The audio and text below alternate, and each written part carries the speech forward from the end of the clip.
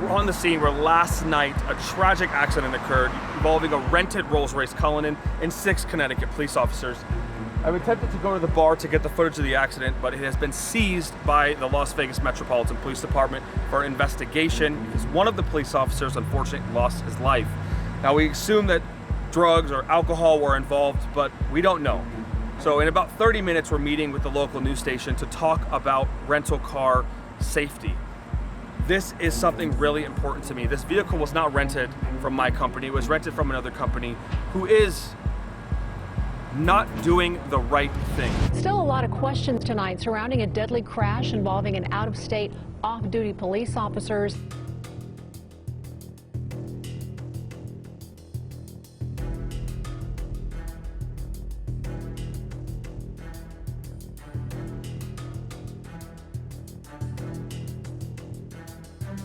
That $400,000 SUV was being rented by All Star Cars of Las Vegas. Get that thing out of here. Get the out of here.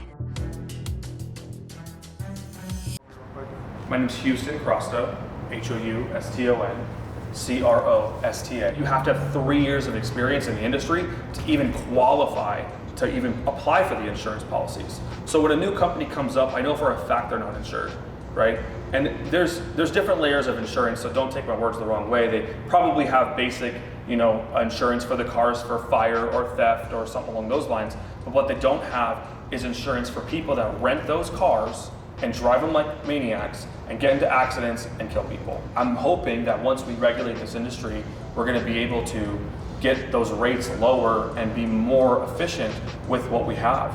There's only 2 carriers left that'll do commercial auto insurance for rentals. After those 2 are done with it, what's next? It's difficult to talk about it without being really candid, right? And the news isn't gonna want to use the footage of me talking bluntly about other people that do this business, right? Because they're gonna be very neutral in the situation. So I'm not neutral. I'm trying to be, but it's difficult, right? Like, how do you go and you consistently have these issues, right? I mean, the first death was a huge problem, right? The guy's going from Texas, rents the Lamborghini Huracan, is driving 150 miles an hour down a 30 or 40 mile an hour zone. Your cars are out there doing that. And this is the problem that I have with this industry, is with the data that we have, and any basic GPS gives you this.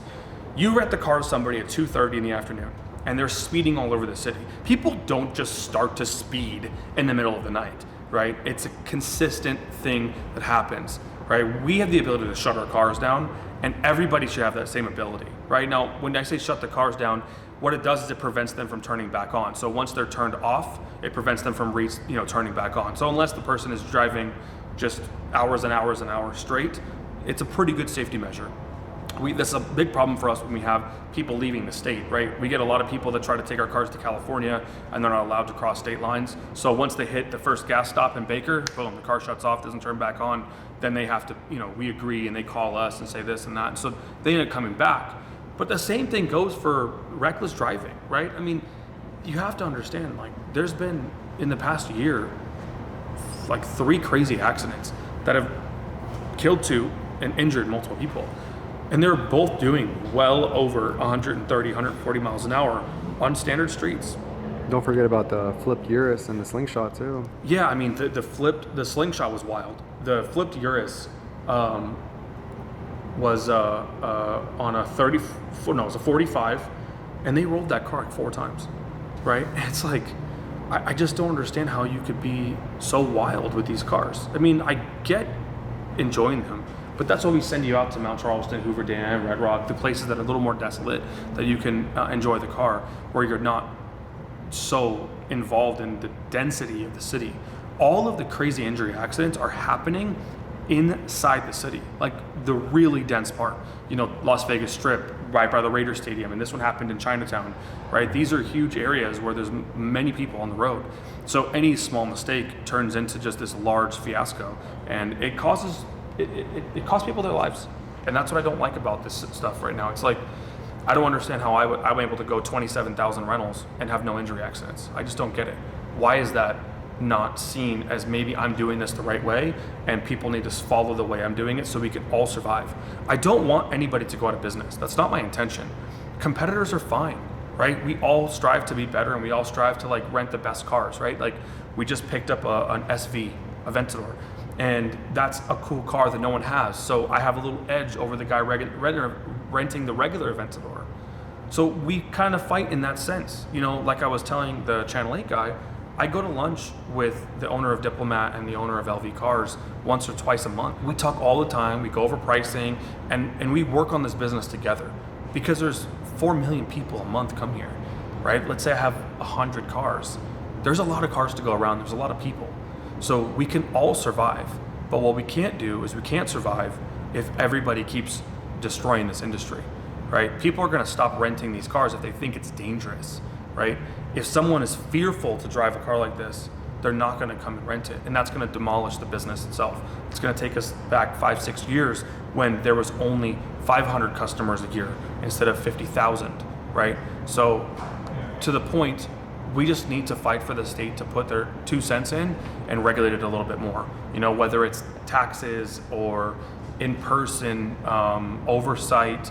I mean, the Gaming Control Board has agents that go around, and I'm not comparing us to a casino, but there's people out there that can help us, right? Like they should come in here and look at all the registrations for my cars and make sure I don't have Joe's car in the back and Bob's car up front and everybody else's car out here that are personally leased, and they're just trying to make their payments. You know, it's kind of a fine line there with liability, right? Because no commercial insurance company will insure a vehicle that's not registered to that's not registered to the actual rental company itself. So the indemnification clauses and all this stuff doesn't apply. So like, why can't they just come in once a month and check everything, go through everything, just pop up and say, let me have all your registrations, let me have all your insurance cards, right? And go through it. I mean, that would help a lot, right? There's a company that rents on all these dealership plates. They don't even register the cars. Like there's a lot of small issues that can be solved to weed out some of the people who are causing these large problems.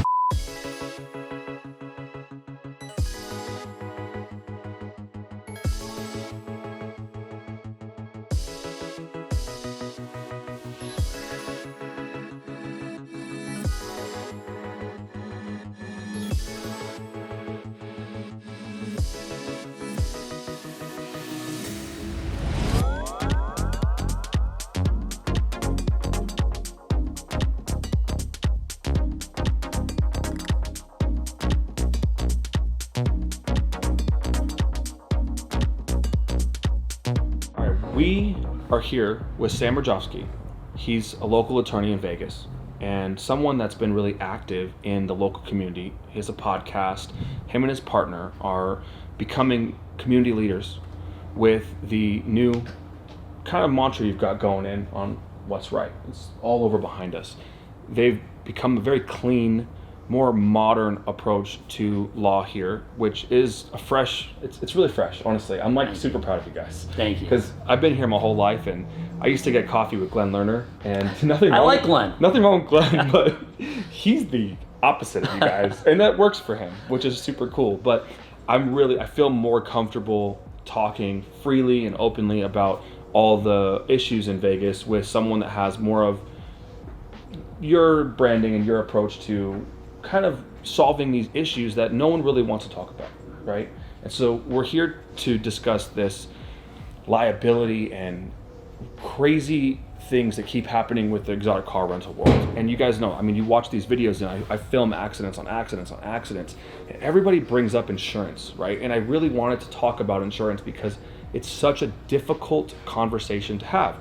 I mean, when you think of a hurricane crashing, you think it's a catastrophe, right? Like, whose insurance is going to pay for this? And that's why I wanted to kind of shed the light on what's really happening behind closed doors at all these competitors' places that are not doing this properly. And Sam and I were on a podcast, on his podcast yesterday at a radio station, which was also live radio, so that's super cool. It's like a dual thing.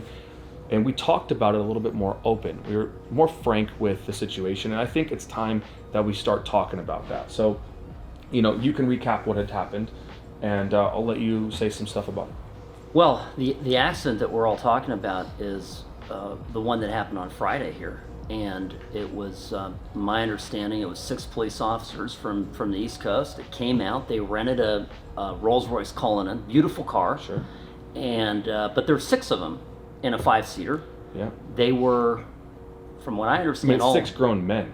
grown men. Right? I mean, think about that. Like, you know they didn't have their seatbelts on because it's not possible. You couldn't wrap those seatbelts around 4 people in the back. And it's assuming 4 were in the back. There's a lot we don't know, but absolutely, they were not safe. Yeah. And on top of it, they were very drunk. And there was a single car accident, and one of the guys was ejected and died.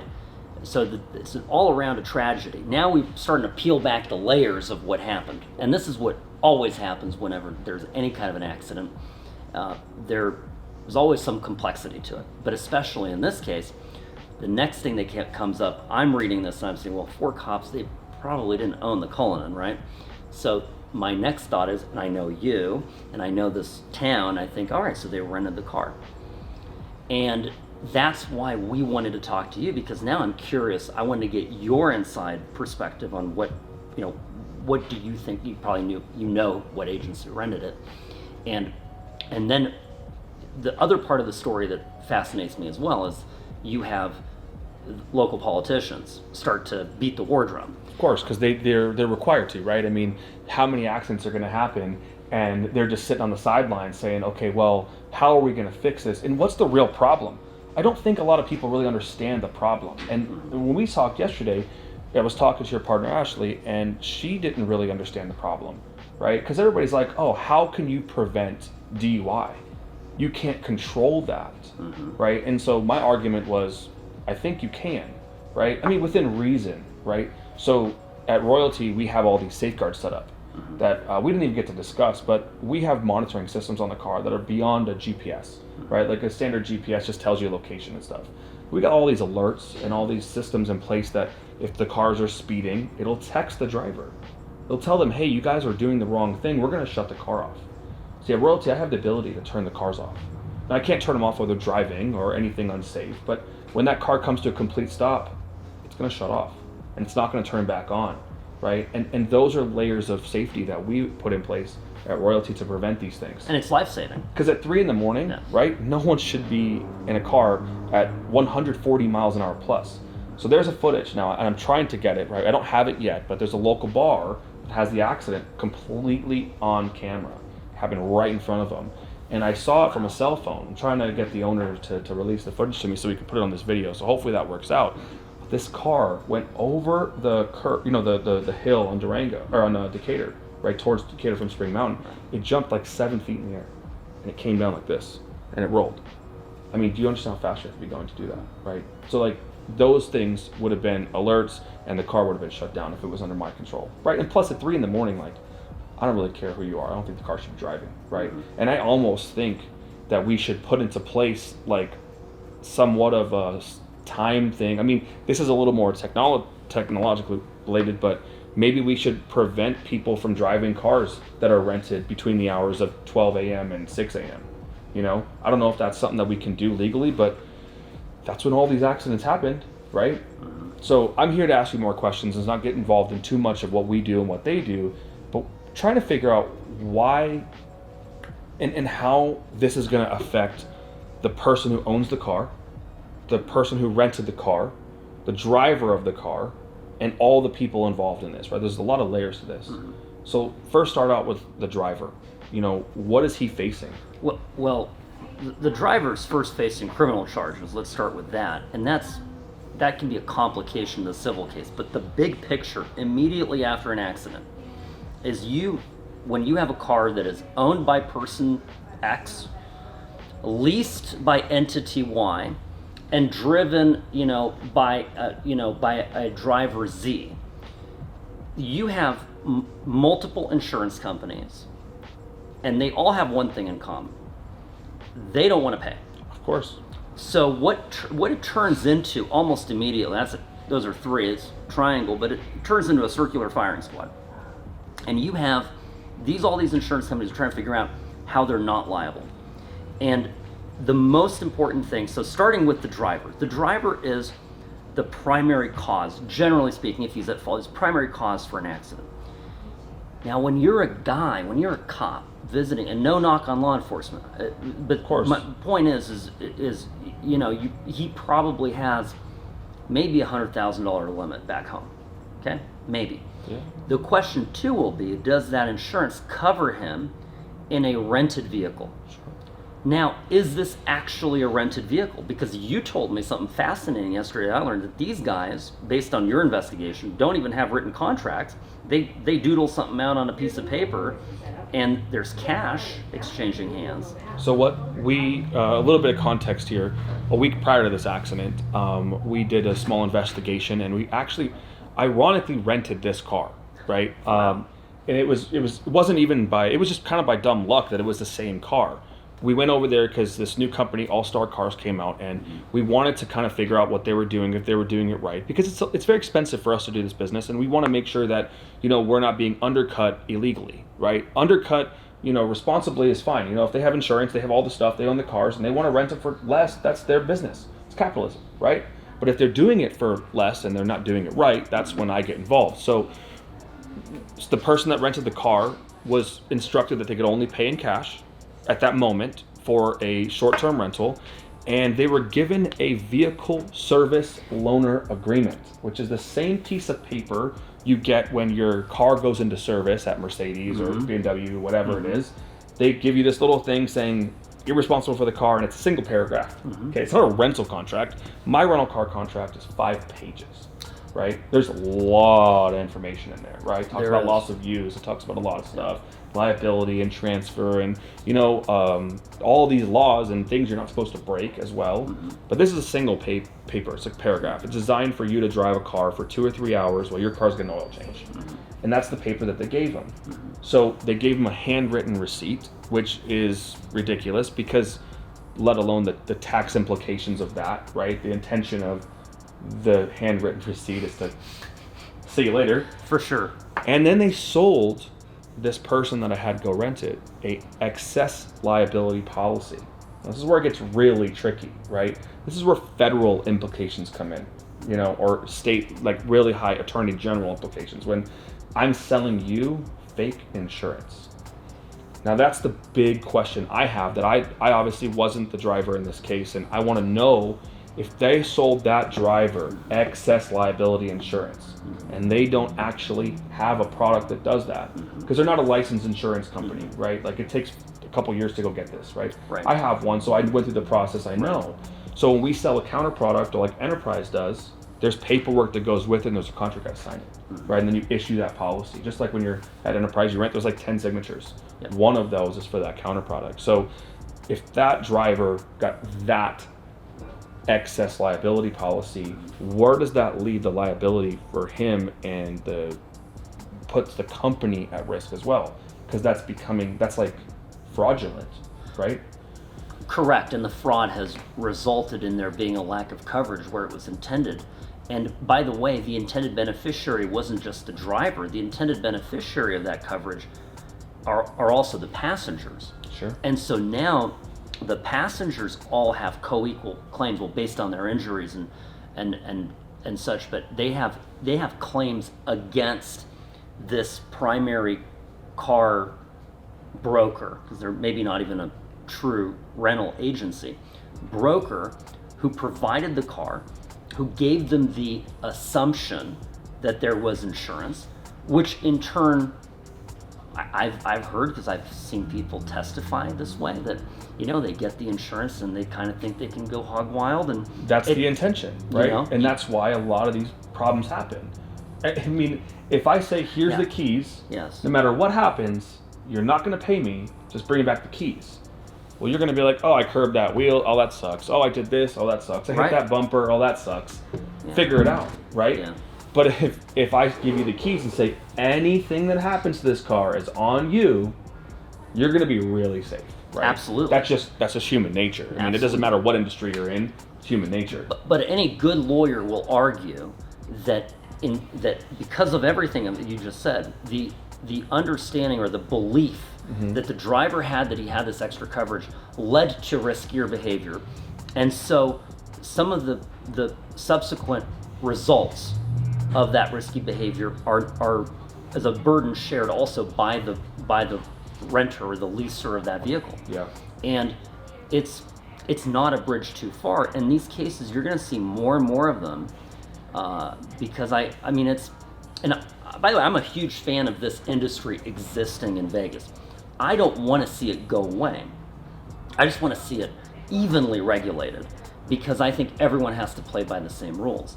And it also is very important that there always be insurance because no matter what safeguards you take, always something can go wrong. The importance of insurance and personal responsibility is to make sure that if something does go wrong, that there's enough compensation to make things right. You know, obviously no amount of money is gonna bring back this poor guy that lost his life. But what especially worries me in these cases is by doing it, this backdoor renting actually creates, it potentially gives reasons for legitimate insurance companies that have legitimate insurance company policies bonding these vehicles to have a way out. Yeah. And I don't like that because it's not right. Well, one of the things that I fear that's going to happen, and I hate to even bring this up, but you as a fellow supercar owner, right, you know what your insurance cost. Yeah. Okay. And I believe that in a few years, because this isn't just happening here in Las Vegas, it's happening in Miami, it's happening in Los Angeles, where this backdoor rental thing, and what I mean by backdoor rental is being very specific. You've got a guy that either has or doesn't have a rental car licensed company and takes a personal vehicle that's owned by somebody that could be leased or financed under a bank and gives that to another person for money, right? That's not a legal transaction. That's not covered. In order to commercially insure any vehicle for rental, it's got to be owned by the entity that it's being rented by. And that is a very expensive process, right? I pay almost $1 million a year for rental car coverage insurance, and it's going up and up and up, right? Every year. I mean, we got a 7% increase from 20 to 21 due to the pandemic, right? I mean, a lot of bad stuff happened during the pandemic, and what I fear is there's going to be exclusions. Someone like Allstate, let's say they had 500 crazy, wild, all rental car related claims. They're going to say, look, your rental car coverage is capped at a $100,000 car. Yeah. Because the general or some of the lower tiered insurance companies have that. They don't have that because they've been burned. They have it because, well, they're financially not able to go up to that level. You know, Correct. You don't want to give the guy that has a 1530 policy a Bugatti, right? But, you know, if the guy has a Ferrari or something and he wants to come in and rent a like car, you know, that makes sense. But these guys are coming in, and right now, actual cash value is the term on rental car coverages. So they're going to cover the Bugatti or the Hyundai. It doesn't matter. The car's the car, right? The property damage. But I see, because of this issue consistently, that those are going to have limits. Right, and that's going to affect you. It affects everyone, Yeah. right? And it doesn't affect just people renting cars. It's really important. It affects people who are on the road. Sure. And who are pedestrians and who are, you know, who are anywhere in the vicinity of someone in one of these exotic cars who may not be adequately insured and who's being reckless. So there's two parts to it, right? There's the vetting of the driver, and you can speak to that better than I think anyone. And then the other part of it is making sure that these drivers, vetted or not, are on the road and properly covered. Yeah, I mean, a lot of that's training, right? So when you get a person in, you know what's going to happen. I mean, if you've been in this industry for more than 1 week, you know what's going to happen. You can tell when a 21-year-old kid comes in who's never sat in a Ferrari, can I have it for 1 hour? And then they go out and they just go hog wild. Of course not. You can't take that type of risk. But these brokers don't care. Yeah, take it. It's not their car, right? And so I'm not really profiling anybody specifically, but when you get that feeling, you know, I mean, just go anywhere to any business, to any store, you know, you can get that feeling of what that customer is going to be like and how they're going to treat that stuff. I mean, during the pandemic or directly after the shutdown, Vegas went through a 6-month period of some really challenging times. You know, we were on the news every day for a shooting, for some kind of burglary, a robbery, or the hotel rooms were destroyed. I mean, the Wynn was in multiple lawsuits because of theft and excessive destroyed hotel rooms by multiple people. I mean, that was because they were renting them for $50 a night. Well, that's exactly right. It was right after the reopening. So it was June, right? June of 2020. Yeah. We had our big opening. But these rooms on the Strip, the median room price was $40 or $45, and that's, you know, people were coming in with their coolers and they were shooting each other in lobbies of hotels. Yeah. There was a shooting at the Aria in the North Valley Drive. Absolutely, yeah. Look, to the point is that basically the goal here is to understand that if you're doing this the wrong way, it's an immense amount of risk, right? Right. And you as an attorney know that you have a lot of opportunity with a case like this, Yep. right? I mean, you can see 10, 20, 30 different avenues to go down and say, we're going to go through these levels of lawsuit to tackle this issue. Well, and that's back to those individual entities and individuals that are responsible. We go to each and every one, and we go to those insurance companies, and we ask almost as soon as we get any kind of hint of a denial, we ask for the language of the policy. Because what you want to do very early on is read the language in the policy, and most people, to them, it's gibberish, right? But these policies can be tens of pages long, and I've seen policies that are over 50 pages long. But you get these long policies, you got to read through them. The exclusions you mentioned earlier are critical, and they're very fact specific. So what happened? Who rented the car? What did they believe? What were they told? How long was the rental for? How much money was involved? All of this, because those are details that can then either allow for coverage or disallow coverage. And we as attorneys, if we've got a client that's involved in this mess and who's been injured, we want to find, my job is to collect as many coverages as I possibly can and stack them all together, like you can here in Nevada, and bring all that coverage together to allow for the maximum available recovery. Again, nothing brings back someone who's been lost, Of course. but I tell you countless people who are grievously injured, and money helps them get the medical care they need, the surgeries they need, helps them get a better quality of life. Most of them can't work. And most of them can't work. You have wage loss, so all of this money has to come from somewhere. And so my final point on that is, it's, you know, just because a guy has a lease payment on a Cullinan doesn't mean that he is a liquid individual.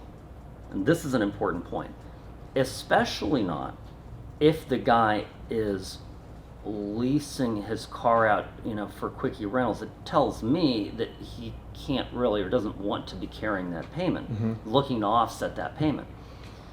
My cars I own, and I own them, and I wouldn't dream of turning them over to a rental agency because Because you want to make $1,000 a month. Because I know that if I make $1,000 on a rental, what am I going to get back? I'm going to get back a car that's trashed, and I'm a particular guy. I'm a car guy like you, and I'm very particular. So the kind of person that's doing this needs the money, or has got a screw loose. And if he needs the money, to me that is a red flag. High income individuals, even people who you think might be famous, you know, on the news, athletes and whatnot, you would not believe how uncollectible these people are. Now, not all of them, you know, some of them have money and we pursue it, you know, assets all the time. What you're saying is basically like, once you go past the insurance, you hold that person accountable as well. Yes. And that person is fully liable. Like that insurance policy doesn't just give them a free pass. Right. Right. Right. So you go and you attempt to collect, Right. or you attempt to lien or judge some sort of asset that person may have, right? And Correct. that's the person who owns the car, that's the person who owns the rental car company, that's the people that work at the rental car company. I mean, there's really no level of stopping this, right? I mean, it goes all the way through to everybody involved in this transaction. Correct. The company, it depends on the facts, right? The company, if it's an organized entity and there's, you know, and they are whatever, even if they're not operating exactly according to how they should, the entity's responsible. The owner may be individually responsible if he's acting illegally or unlawfully. Or if he's selling a product that doesn't really exist. Correct. Right? That's a really big cut and dry red flag. Correct. That's on him, that's not a company crime, so to speak. That's him individually and whoever's doing it, right? You can't, if you're selling fake insurance and you know it, you can't say, well, no, my boss told me to do it. Doesn't work. Doesn't work that way. So that's yes to all that. But I always want to caution people if they hear a case and they see a guy and they look rich and got the big house and everything. They can be difficult to collect against. So how that typically works is you have to file a lawsuit, take them to court, get a judgment, perfect that judgment, and then collect on that judgment. And my favorite example of this is always OJ, right? Because at the time going into his trial, right, OJ was flush with cash. Now he spent a lot of it getting through his court case. Remember, he was in jail. He was literally in county lockup signing stuff, autographs, right? Autographs, just to like pay his legal team. Yeah. So he comes out of jail, right? And the Goldmans sue him. And funnier story is that one of my good friends, best friends, represented OJ in that case. One of the bigger cases he's ever lost, but went to a good cause nonetheless. Goldmans, they won the case, and they've seen very little from that. Now, OJ's got that judgment following him around, right? He's got and what was the judgment? I don't remember. Oh, wasn't it something large million, right? $33 million. Basically, like any money that OJ makes for the rest of his life, a part of that money has to go to them. Correct, but here's where I'm getting with my point is that he's very clever, or his financial advisor is very clever to make sure that he doesn't make that money. So it goes into an LLC that his family controls, or a family trust. Here in Nevada, we can we keep our houses. You can have a homestead protection for your house, and it's a great thing. But so if you've got some guy with a big house, he can own that house in cash, potentially untouchable. Homestead, yeah. So there are asset protection tools. The wealthier people get, the better, the more wily they get, the more creative they get, and the more sophisticated advice that they get. So for me, always the most important thing is to begin collecting and putting together those policies. And sometimes, in some of the cases we handle, the biggest fight is just getting coverage, because you have one of these situations come up and it's all about getting coverage on the table, getting the insurance company to say, okay, we admit there's coverage. Now let's talk about what damages, and then that's the whole next part of the case, right? I guess the moral of the story is that for everybody involved to do any small sort of illegal or illicit business transactions is never worth it, because may it be very difficult to collect if you don't even have, if you have or have not money. Everybody has to pay to fight their side of the case. Yes. And I've hired attorneys before, not in my business practice, but other times, and it's been an immense amount of money. I mean, you probably make like $500 to $800 an hour, maybe more. Well, we're an all contingency practice, meaning people don't pay us any money up front. Sure, but in general, but that is for plaintiffs. Now, when you're defending yourself, right? That's the case. In a case, and all of a sudden somebody's coming after you, and they want to take your house, your car, your cat, everything. You're going to need to hire a lawyer, especially if your insurance isn't kicking in, because your insurance company will say, we're not defending you in this. Now you're paying somebody, and to your point, $500 an hour is not an unheard of amount. That adds up so quick. You're probably looking at a monthly bill of about $25,000 at least, a monthly bill. And it could take years. So for most people, they don't have 25 grand just sitting around a month to pay extra income. So they have to fold, and you end up in a bad spot with a judgment against you, and you got to file BK, and I mean your whole life it's over. It's over. Done. Yeah, you might as well go work at McDonald's. So it's just I've never been one to take risks like that, because it's just never worth it. The amount of stress, the hair loss, and everything, it just it's just, to me, it doesn't seem, no amount of money is worth losing your freedom or your mind. Right? I mean, your health is obviously very important, but absolutely, mental health is so important, and I could not imagine the stress to defending myself against a case where someone lost their life or is greatly injured. That just seems so out of control. It doesn't make, I just couldn't even imagine. And let me just step away from the technicality of all this. Who wants that on their conscience? Of course. So the big, the big thing I want to say here too is, as lame as it sounds, driving drunk is a choice. Okay, Sure. and I never like to absolve anyone of that. You made a choice to drink. You knew you were going to drive. You brought your keys. Don't do it. Take the exotic car out. Go for a day drive. Go for an evening drive. Return it or park it at the hotel, and then go hit the bar. That's actually a really, really good thing to end on, because drinking, I don't drink at all, so I don't have to worry about that. But I make that a choice because I don't take any risk, and I think I'm in a better place for not taking that risk.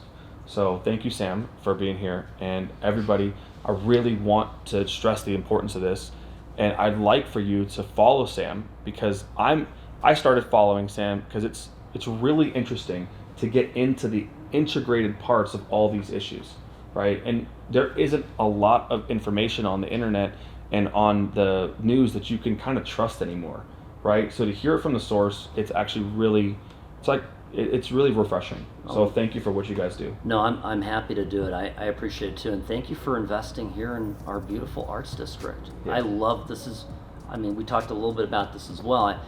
I think this is the most beautiful neighborhood in all of Vegas, and it's got so much potential. It's Amazing, and what Sam's referencing to is just right behind this wall is where the downtown location of Houston's Hot Chicken is opening. And I'm born and raised in Vegas, so this is a very important part of my history and my heritage. So the Arts District in Las Vegas is something that we've been revitalizing with the late Tony Hsieh and this whole team for the downtown project. So this is a part of Vegas that needs a lot of love and tender care, and we're all here. You are here, right? I'll be right behind here, and the more effort we put into this place, the more beautiful it's going to get, and the more it's going to feel like this is our home.